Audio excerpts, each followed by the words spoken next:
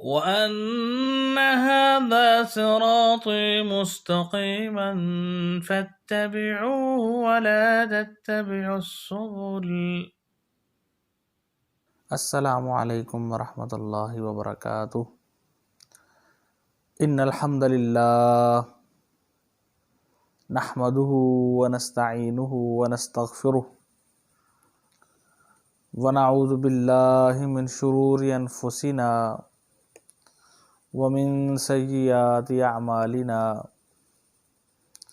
من يهده اللہ فلا مضل له ومن يضلل فلا هادي له وأشهد أن لا إله إلا الله وأشهد أن محمدا عبده ورسوله۔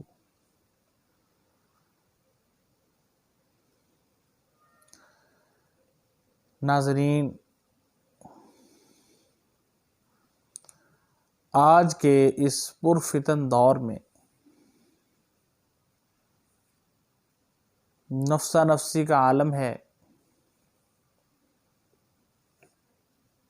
اور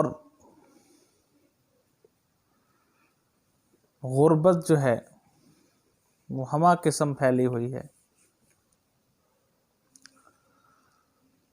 ہر شخص اس غربت کو مٹانے کے لیے تگ و دو کر رہا ہے، محنت کر رہا ہے کہ کسی طریقے سے وہ اہل ثروت ہو جائے، مالدار ہو جائے، اس کے پاس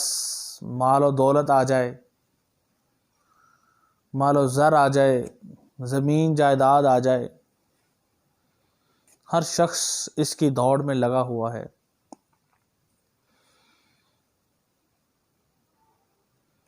اور اس دوڑ میں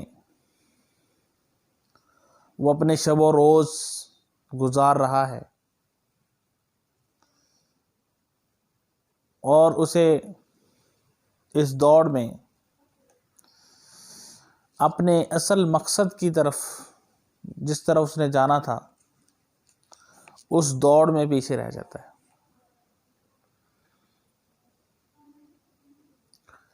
ہماری نگاہ میں وہ شخص بہت غریب ہوگا جس کے پاس پیسہ نہیں ہے، مال نہیں ہے، دولت نہیں ہے،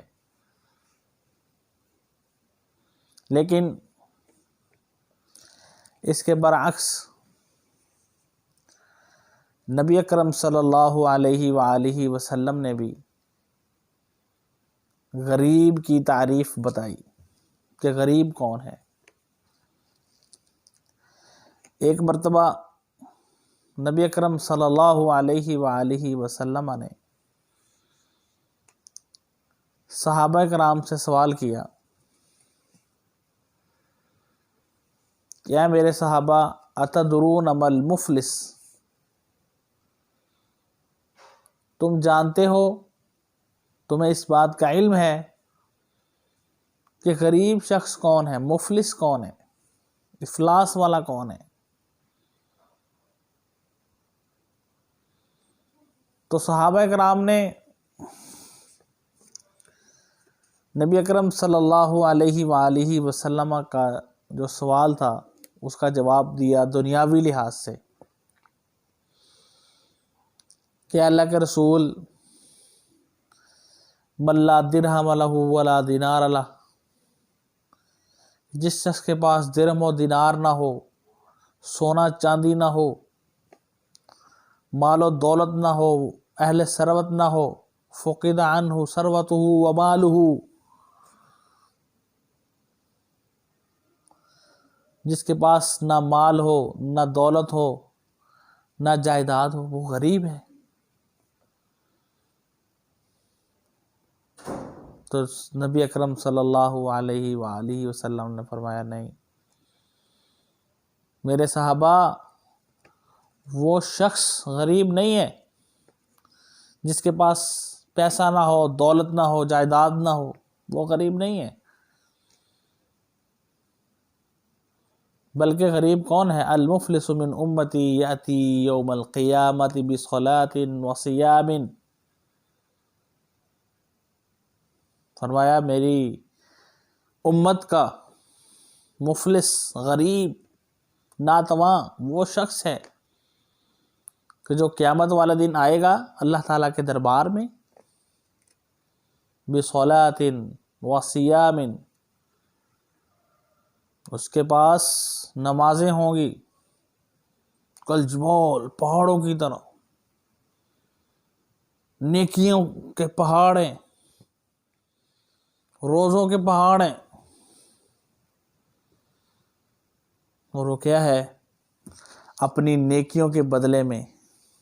اللہ رب العزت سے جنت لے کر، جنت کا سرٹیفکیٹ لے کر خوشی خوشی جنت کو جا رہا ہوگا۔ اب یہ غریب انسان کی تعریف بتا رہے ہیں نبی کرم صلی اللہ علیہ وسلم کہ غریب کون ہے؟ فرمایا وہ اپنی نمازوں اور اپنے روزوں کی وجہ سے جنت میں جا رہا ہوگا۔ اور اسی دوران کہ جب وہ جنت میں جا رہا ہوگا، وَيَأْتِي قَدْ شَتَمَ هَٰذَا، ایک شخص آئے گا، آنے والا آئے گا، یہ تو خوشی سے جنت میں جا رہا تھا، وَيَأْتِي قَدْ شَتَمَ هَٰذَا، ایک شخص آئے گا اور کہے گا اے اللہ یہ شخص جو جنت میں جا رہا ہے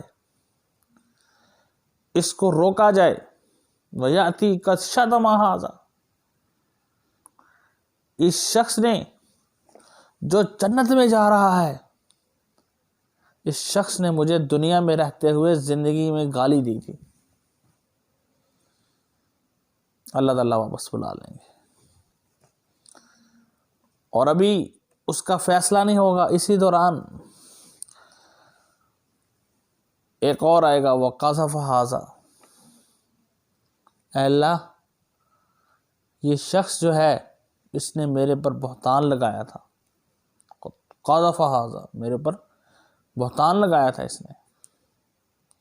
اور اسی طرح ایک اور آ جائے گا اور کہے گا وَأَكَلَ مَالَ هَٰذَا، اے اللہ اس شخص نے میرا مال کھایا تھا، میرا مال غصب کیا تھا، میری زمین، میری جائیداد غصب کی تھی، وَأَكَلَ مَالَ هَٰذَا۔ اور یا پھر وَسَفَكَ دَمَ هَٰذَا، ایک اور آئے گا اللہ اس نے ناحق خون بہایا تھا، وَسَفَكَ دَمَ هَٰذَا، اس نے خون بہایا تھا، وَضَرَبَ هَٰذَا، اور اسی طرح ایک آنے والا کہے گا آ کر اے اللہ اس نے مارا تھا مجھے بلا وجہ، اللہ اکبر، کیا تھا؟ نیکیوں کا انبار تھا، پہاڑوں جیسی نیکیاں، اللہ رب العزت نے واپس بلایا، اور اتنے لوگ، کوئی کہہ رہا جی یا اللہ اس نے مجھے گالی دی تھی، یا اللہ اس نے میرا مال کھایا تھا، یا اللہ اس نے مجھے برا بھلا کہا تھا، اس نے مجھے مارا تھا، اس نے خون بہایا تھا، اب لائن لگی ہوئی ہے، اللہ اکبر۔ حدیث کے الفاظ کیا ہیں؟ حدیث میں آتا ہے فَيُؤْتِي هَٰذَا مِنْ حَسَنَاتِهِ، پھر کیا ہوگا؟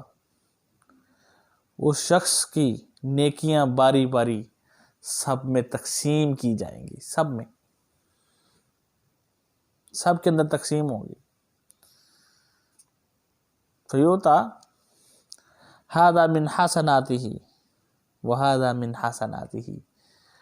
اس کو بھی اس کی نیکیاں، اس کو بھی اس کی نیکیاں، اس کو بھی اس کی نیکیاں، سب کے اندر کیا ہے؟ اس کی نیکیوں کو کیا ہے؟ تقسیم کر دیا جائے۔ فَإِنْ فَنِيَتْ حَسَنَاتُهُ، اور فرمایا اور جب اس کی نیکیاں ختم ہو جائیں گی، ابھی بدلہ لینے والے کھڑے ہیں، نیکیاں ختم ہو گئی ہیں، فَإِنْ فَنِيَتْ حَسَنَاتُهُ قَبْلَ أَن يُقْضَىٰ عَلَيْهِ، یہ کہ باقی لوگوں کا بھی حساب پورا کیا جائے، اس سے پہلے اس کی نیکیاں ختم ہو گئیں، پھر کیا ہوگا؟ أُخِذَ مِنْ خَطَایَاهُمْ، جو اپنا حساب لینے آئے تھے، جو بدلہ لینے آئے تھے، ان کی برائیاں، ان کے گناہ،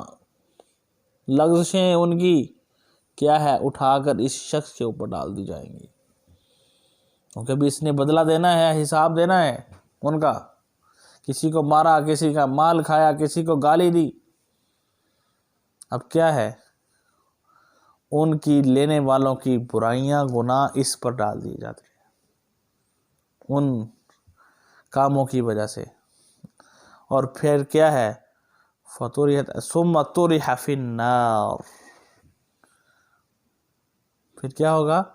اس شخص کو پکڑا جائے گا جو بھاگا بھاگا جنت میں جا رہا تھا اپنے نیکیوں کی وجہ سے، اسے سرٹیفکیٹ مل چکا تھا جنت کا. اب کیا ہے، ثم طرح فی النار، اسے گھسیٹ کر جہنم میں پھینک دیا جائے گا.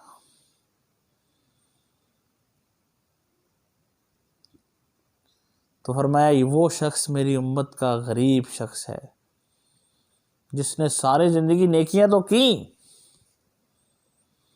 لیکن نیکیوں کو سنبھال نہ سکا. آج ہم بھی نیکیاں کرتے ہیں، نمازیں ہماری پوری ہیں، ہمارے روزے پورے ہیں، لیکن اخلاقیات میں ہم زیرو ہیں. ہمیں بہت سارے لوگ ملیں گے جنہوں نے بہت سارے حج کیے ہوئے ہیں، بہت سارے لوگ ملیں گے، ہزاروں لاکھوں لوگ ملیں گے جو 5 وقت کے نمازی ہیں، بہت سارے لوگ ملیں گے جو جناب کبھی انہوں نے ایک روزہ نہیں چھوڑا. لیکن اگر اس دنیا میں آپ ان لوگوں کو شمار کرنا شروع کر دیں جن کے اندر اخلاقیات کوٹ کوٹ کر بری ہے، آپ کو کوئی نظر نہیں آئے گا، الا کچھ لوگ، چند لوگ، جن ہاتھ پہ گنے جانے والے لوگ آپ کو نظر آئیں گے جو اخلاقیات میں بھی پورے ہیں. اور بھائی ہم نیکیاں تو کر رہے ہیں لیکن ہمارا برتن جو ہے نیکیوں والا جس میں ہم نیکیاں ڈال رہے ہیں وہ نیچے سے ٹوٹا ہوا ہے. ہم اوپر سے ڈال رہے ہیں، نیچے سے نیکیاں نکل رہی ہیں، اس برتن میں ٹھہر نہیں رہی ہیں. یہ گلاس ہو نا، گلاس، اب اس گلاس میں ہم پانی تو ڈال رہے ہوں لیکن وہ گلاس نیچے سے کٹا ہوا ہو، ٹوٹا ہوا ہو، تو آیا اس گلاس میں پانی بھر جائے گا؟ وہ گلاس پانی سے بھر جائے گا؟ وہ گلاس پانی سے نہیں بھر سکتا جب تک نیچے سے وہ بند نہ ہو، ٹوٹا ہوا نہ ہو. ہمارا یہی، ہم جس برتن میں اپنی نیکیاں ڈال رہے ہیں وہ برتن ایسا ہے جو نیچے سے ٹوٹا ہوا ہے، اس میں سوراخ ہے. اوپر سے ہم نیکیاں ڈال رہے ہیں، نیچے سے نکل رہی ہیں. غیبت، ہم لیگ پولنگ ہم کرتے ہیں، غیبت، چغلی، بہتان، گالی گلوچ، ایک دوسرے کو مارنا، چھوٹی چھوٹی باتوں پر لڑائی کرنا، چھوٹی چھوٹی باتوں کی وجہ سے سالوں سال ایک دوسرے کو نہ بلانا، غصہ کرنا چھوٹی چھوٹی باتوں پر. بھئی اخلاقیات جب تک ہمارے اندر نہیں ہے، یہ اخلاقیات کی جتنی بھی چیزیں اخلاقیات میں آتی ہیں نا، شتم ہذا، کسی کو ہم گالی دے دینا کوئی معمولی بات سمجھتے ہیں، کسی کو مار دینا، کسی کا مال کھا جانا، یہ ساری باتیں کہ اخلاقیات میں ان کا شمار ہے. نبی اکرم صلی اللہ علیہ وآلہ وسلم بیٹھے ہوئے ہیں، آپ صلی اللہ علیہ وسلم کے پاس سے ایک مرتبہ جنازہ گزرا تو آپ صلی اللہ علیہ وآلہ وسلم نے سے ذکر کیا گیا، یا اللہ کے رسول یہ جو عورت ہے یہ نیک پارسا عورت ہے، اس کی نمازیں بھی بہت زیادہ، اس کی تہجدیں بھی بہت زیادہ، اس کی جناب ہر قسم کے فرائض میں یہ پوری، اور اس کے ساتھ ساتھ نوافل بھی اس کے بہت زیادہ. لیکن اس میں ایک خامی تھی، اس کی جو پڑوسی تھی، پڑوسن تھی، پڑوس والے جو گھر والے اس سے تنگ تھے، اور میں طرح فی النار، یہ تو جہنم میں گئی.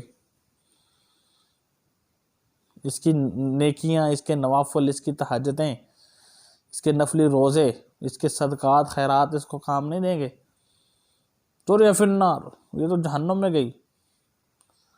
اور پھر اسی طرح ایک جنازہ اور گزرا، اور میں اللہ کے رسول یہ بھی ایک عورت کا جنازہ ہے،